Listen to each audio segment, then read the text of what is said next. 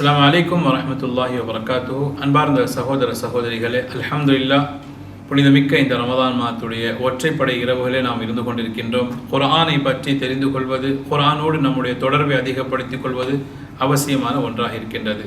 அல்லாஹ் சுப்ஹானஹு வ தஆலா குர்ஆனை அறிமுகப்படுத்தும் போது ذَلِكَ الْكِتَابُ لَا رَيْبَ فِيهِ هُدًى لِلْمُتَّقِينَ என்று அல்லாஹ் சுப்ஹானஹு வ தஆலா ஆரம்பத்திலேயே குர்ஆன் அது அந்த வேதம் என்றால் என்ன, அது எதற்காக வந்திருக்கின்றது என்பதை தெளிவாகவே ஆரம்பத்திலேயே அல்லாஹ் ரப்பல் ஆலமீன் சொல்லி முடித்து விட்டான்.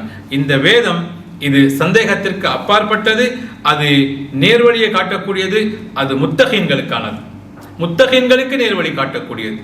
அப்படி என்றால் இந்த வேதம், இந்த குர்ஆனை பற்றி யார் நம்மிடம் கேட்டாலும் நாம் சொல்ல வேண்டிய தெளிவான பதில் இதுதான்.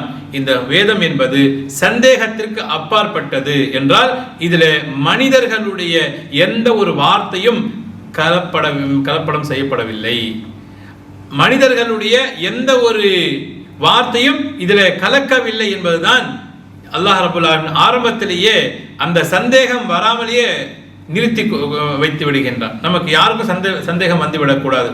ஏனென்றால் முந்தைய வேதங்களில் அப்படிப்பட்ட ஒரு தவறு நடந்திருக்கின்றது.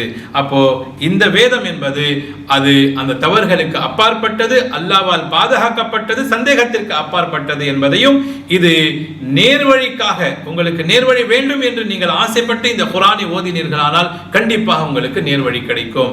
யாருக்கு?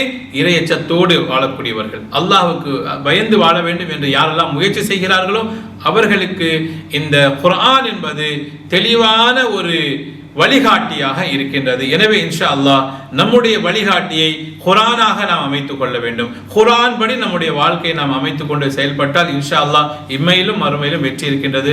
அத்தகைய நல்ல தௌஃபீகை வல்ல அல்லாஹ் நம் அனைவருக்கும் தந்துல் புரிவானாக.